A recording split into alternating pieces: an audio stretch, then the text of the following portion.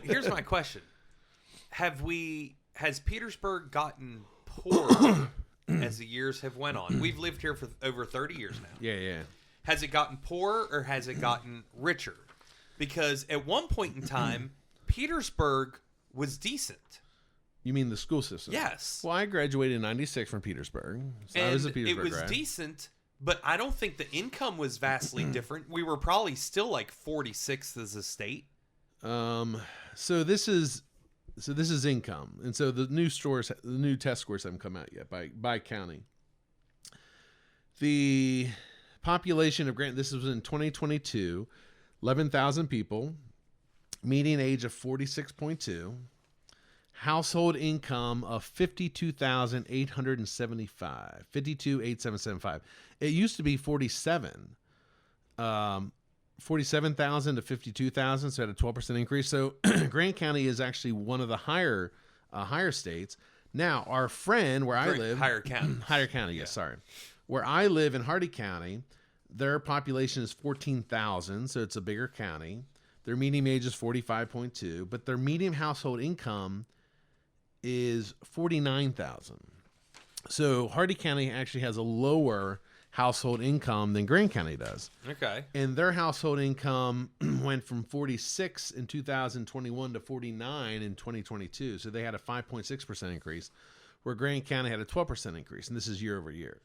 So we're pretty similar counties. Hardy County is a little bit larger than us. I mean, even their school system is larger. They have the East Hardy complex and whatnot. But Grant County is the richer county. Now, what we have to household income. But what we have to remember is also that West Virginia as a whole is 46th. Mm-hmm. We have to remember that Grant County is one spot away from being in the lower third. They were 20. They were one spot away from being in the lower third. Yeah. Of for test scores. So there's 55 counties. So 55 counties are in the lower one spot away from being in the lower third. They were 17th. Was it 17th plus 17? 17. They weren't 17th out of 55. They would be 17 from the bottom.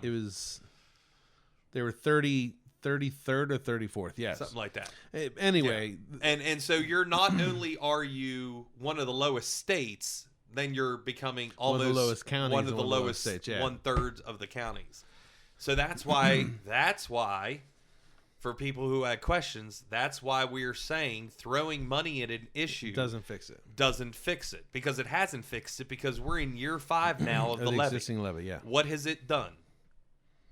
Obviously, it hasn't. The parking lot was nice at the school. I will say the football field. Yes. I was down there for. Where did I go? I was down there for something. I forget, but it was the first time I actually noticed it paved. I'm like, well, that's nice. That's good. So I'm sure the taxpayers love that. Yeah. I'm in Hardy County, like the superintendent, so I keep saying that. Yeah. So that's something we just wanted to, show that. Yeah.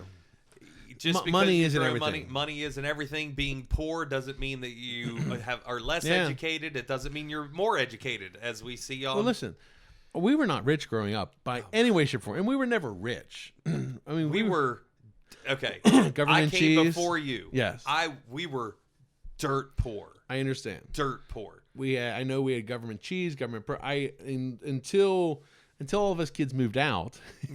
Then maybe mom and dad started getting a little extra money.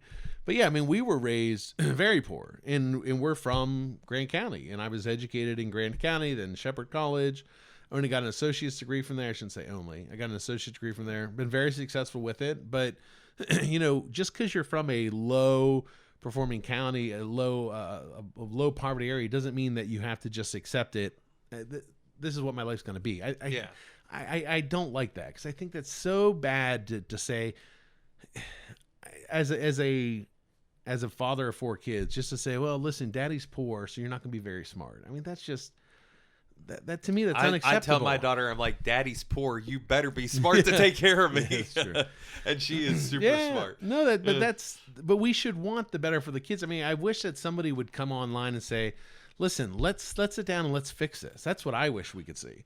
We never see that. And we've talked to some people off screen Listen, about what to do and things. I think I said it in one of the podcasts.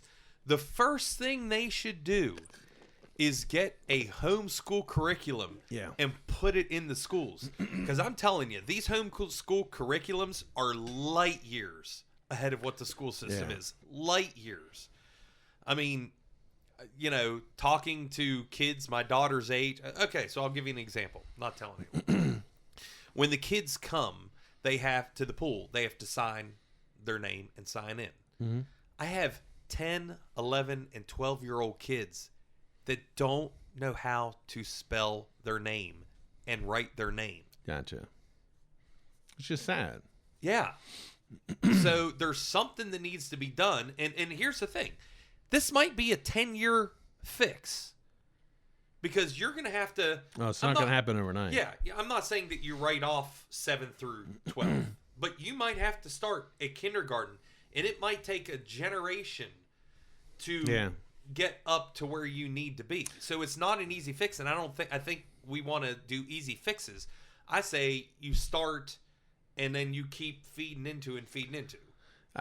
First off, you can't turn a ship quickly. So when you walk into a business that's struggling drastically, there are certain things you do to stop the bleeding ASAP, but it takes a while to really get it turned around, depending on the size of the company. But there was teachers who said to us, when they get to me, they're so behind from what they learned the first 5 years, they don't even understand the basics to understand what's the next level. So we hear that. So I had a student tell me, I was around a bunch of kids, and I asked the kids, I said, I have a question for you. Here's the question. What's more important, graduating or being educated? And they're like, well, I'll be honest. I didn't learn a thing in high school. I'm just hoping when I get to college, I'm going to learn.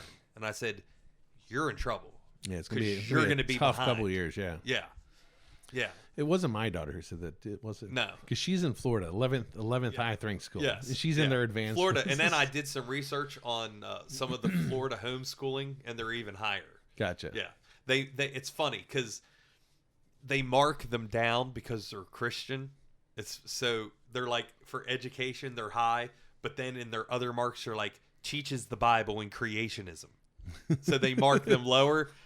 And I'm like, yeah. It's all an agenda. Of course. It's an agenda. Of course. Well, that agenda leads me to another question that we saw online. I'm trying to think. Before I go to this, keep that in mind. Okay. No, go to that. I'm sorry. But I did see a comment about homeschooling. Since we're talking about that, we'll go down that road. And somebody said, hey, I think it's Hardy County, is offering a in-home, at-home. They're calling it's virtual, but they're saying all of you that like homeschool, yes, come do virtual school. Yeah, and I saw a comment and someone said, you don't understand why we don't want to be in the public school systems. Yeah. It's not that we get to be at home with our kids, because that's not easy. No. As you know. There are some days that it's difficult, It's hard. but it's worth it. And so why do you homeschool? Outside of the issues you had in Grant County with the principal at the elementary school, your daughter being hit and bullied and all that stuff, why are you doing homeschooling? 1, top-notch education. Okay. 2, well, I shouldn't say not in order. These aren't in order, but top-notch education.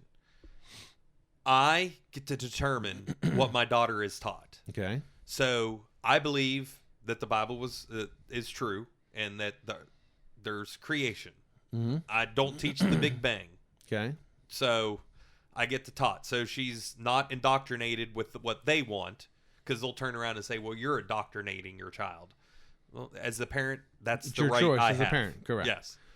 And so my daughter's going to learn the correct way, not the incorrect way. Mm-hmm. So there's that. And then there is the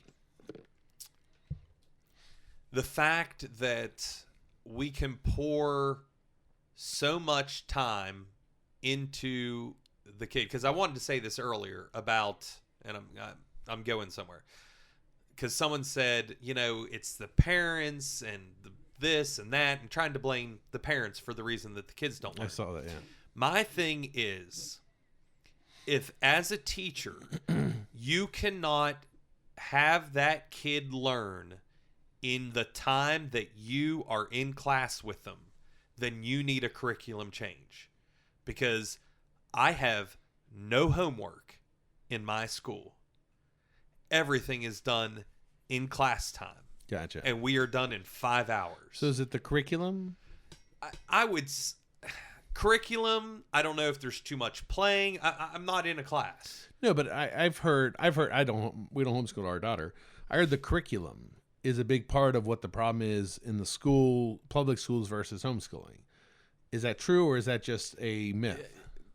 All I know is that when Autumn came out of kindergarten and we homeschooled her, she was so far behind, we almost gave it up the first year. Okay. But we stuck with it and brought it up. So I don't know if they teach better. I don't know if they have better memory games or what. But there's something that my child goes around and knows every state, every capital, every president.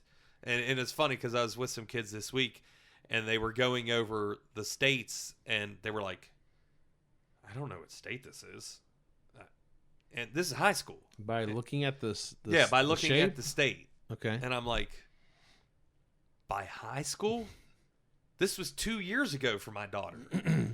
So I can't say, is it curriculum? Is it teaching? Is it lack of discipline where, the classes are wild and they can't get them under control? If they're anything like the school bus. Oh, my Lord. That shocks me. Yeah, that was bad. hopefully it's not. The first thing I would do, and like I said, this might be a generation to fix. Mm-hmm. I would start with a curriculum.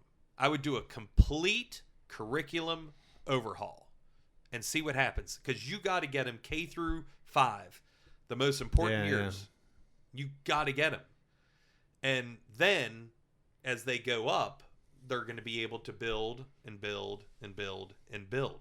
But if they're not learning anything K through 5, when they get to high school, they're going to be lost. Yeah. No, and I don't disagree with that. I think that's an issue. And we've heard that from many teachers. By the time they come in my class, they have no clue. And a lot of that, I will say this, I know you hate to hear this. I think COVID was probably that year, and that's what has me surprised about Hardy, about pushing do it from home, because that wasn't effective during COVID. So I'm a bit surprised by that. And so that takes us back to the comment. Yeah, that's me a bit shocked. Homeschooling is not virtual. Yeah. Let me just tell you. It's not virtual.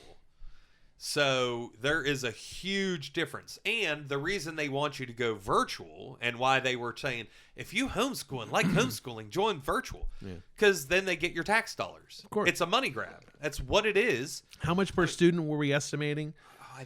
It was close to $10,000 a student. $11,000 per student, something like that. Yeah, so anytime a student... And you're not paying for them to be on the bus. You're not paying for them to eat. There's a lot of benefits. Yeah. Yeah. I agree. Your classes are smaller. You're just at home doing it virtually. So virtual is not homeschool. Homeschool is not virtual. Yeah. There's a big difference. And I think people, not you, but I think people they alluded to that. Yes. And listen, their job is to get as many kids there because they want to get the money. I mean, it's... the problem is they're not a business. They're taxpayer money. As a business owner, I get that. Well, I want as many people because I need revenue to pay my bills, to pay my loan, to pay my electric, I need the money to pay those expenses. But let's go into discussing what the role of the school is, because you mentioned a business. So what is the role of the school? Because someone said I saw that. They're so busy feeding and clothing these kids that they have no time to teach. Well, I'm sorry, that's not your job. Yeah, that's a school failure. That's a leadership failure. Your job is not to clothe and feed these kids. Now, I'm not saying lunch, but I mean your job is education. When I read priority one. When I read that, I thought to myself, as a business owner, the main thing we push is power of focus. There's a book called The Power of Focus. If our team is not focused on what our core mission is, Now, there's times we get a little distracted. Same thing at the church. You know, our core mission is go and sow. There's always little things that take you away for a small amount of time.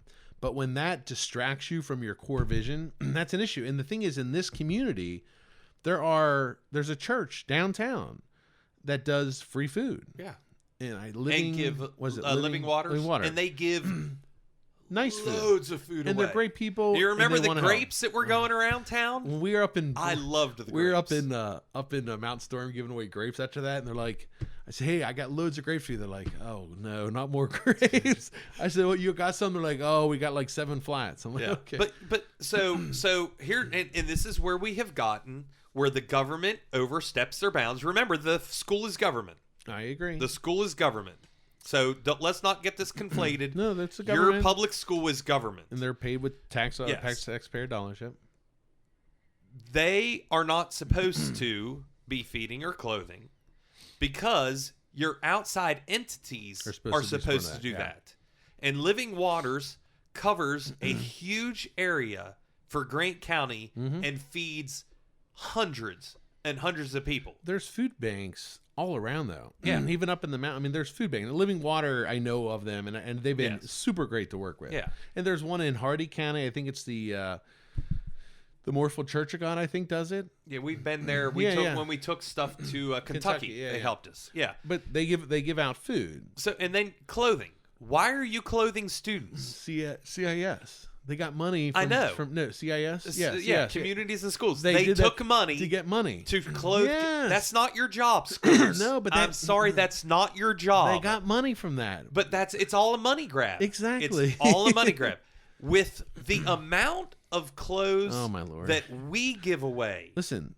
We have enough to clothe every student in Grant County multiple times over. PJ. His church does it. Yeah, Cornerstone. Living Water does it once in a while. They'll do clothing. So why don't the schools? And listen, we get calls from pilgrims saying, "Hey, we need help. We have an employee who's struggling. Can you help them?" And we're like, "Listen, we're not open, but we'll make an exception because we know you and we trust you." So if the school system said, "Hey, listen, we want to partner," we had there's a homeless organization that reached out to us.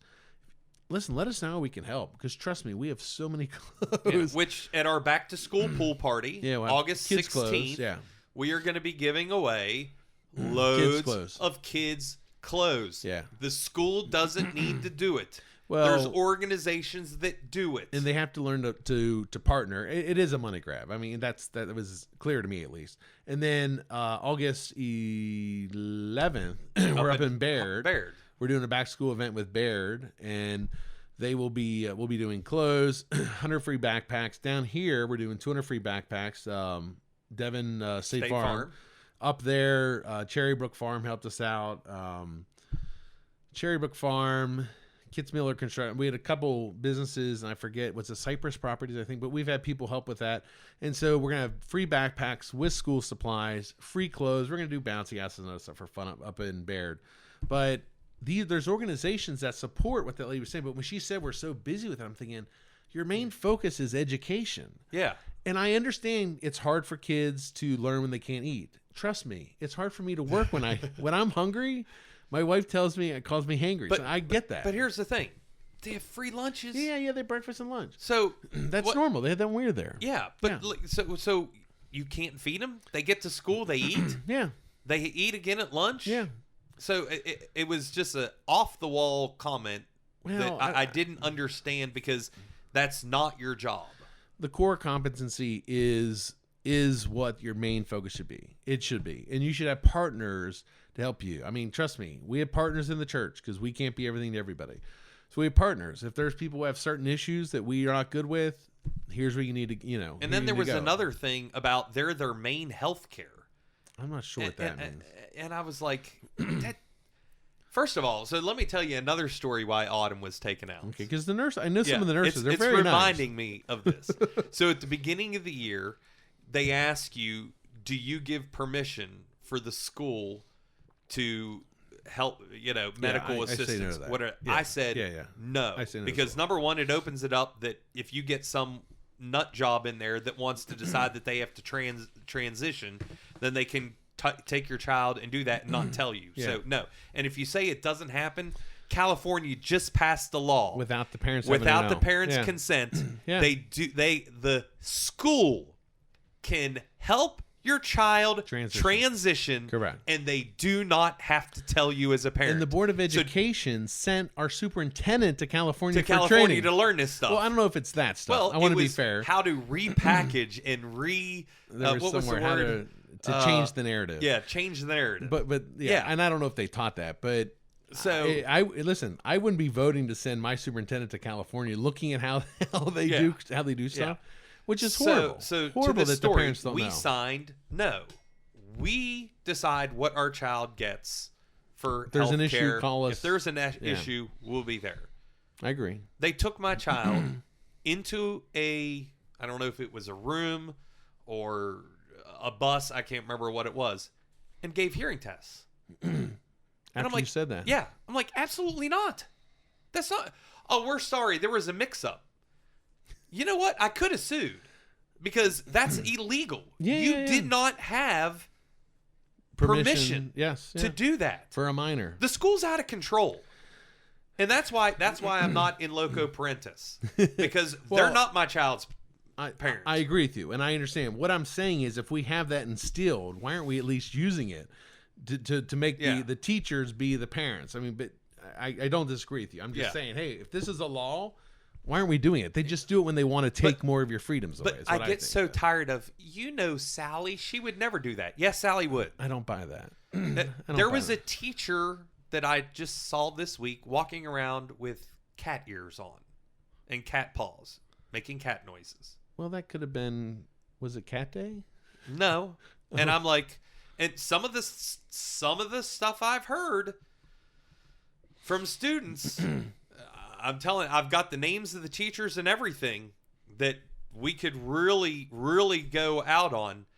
A teacher totally out of line made the students do a verbal report in class. Someone mentioned God and she rolled her eyes. The next person, it could have been 5 down, but next student talks about abortion, and she stands up in applause and says, "We need more of this." Here, Grant County. Yeah, listen. Yeah, I'm not surprised by it. I mean, it's and so it happens everywhere. Yeah, I don't agree that don't ever happen here. I've seen, I've learned too much behind the scenes. Which we are. Well, we had a board member say, if the state tells us to do it, we're doing it. Our hands are tied. Yeah. No, they're not. Yeah, no, I've said it before. No, let them they're not. I agree with that. Yeah, I do. And that's why Mom ran, because she was going to be one that says, no. Not on my watch. Yeah. Go ahead, sue me. I'm voting no. Yeah. 100 times voting no, because I hate this. It's all for the kids. No, it's not for the kids. Yeah. Because if it was for the kids, you would stand up and say, it's not going to happen and we're voting it down. I don't care what the state board says, because it needs challenge. That's what happens. It needs a court challenge. The court's going to have to disagree. Rule. So, but you know be what? the county. You know what would make me say you can, even though I'm not for a levy, and but if you stood up and said, we as a county are going to sue the State Board of Education, we need money to do it. To say to say that no transgenderism, none of this stuff is going to go, which they tried to pass this year, and I never heard if it passed. I didn't hear. I think they tabled it when everyone was there. They tried to do it on the state level. But the state. I've been trying to get Delegate Hott. He wants to come on because he wants to talk about it. They brought it up. They defined what a man and a woman is and what men's sport and women's sport is to clear up that a man could not go into a girl's locker room and could not play on a girl's sport. But I don't know what happened to that. But Grant County needs to be leaders and not afraid and stand up and sue the state and say, it's not going to happen. You need one. Here's the challenge. Why they're not leaders. The administrative we have now is very liberal. Very liberal. Now I know that people are going to be like, Justin, oh my gosh. What they sign and what they vote on is not conservative or Christian conservative. It's not none of that, unfortunately. And listen, I'm not talking about them personally, because I don't know what they do personally. I know what they sign on and what they agree to. So, you know. Yeah. Well, the Bible says you'll know them by their fruits. Yeah. We know them by what they vote on, by what they, when they say yes and no, we know. We see it. Yeah. No, I agree. Of course, the public doesn't. The public has thanked us for making things vocal. Thanks for letting us see what's going on because we knew no clue this was happening. Yeah. So, they were shocked by the raises, all that. They're like, what? Yeah. It got back to my mother-in-law. Did it really? How to get your mother-in-law? Because she's not on social media, is she? No. But she was asking my wife. She's like, so what about raises and stuff that they're getting up at the school? And Teresa was like, yeah, she knew.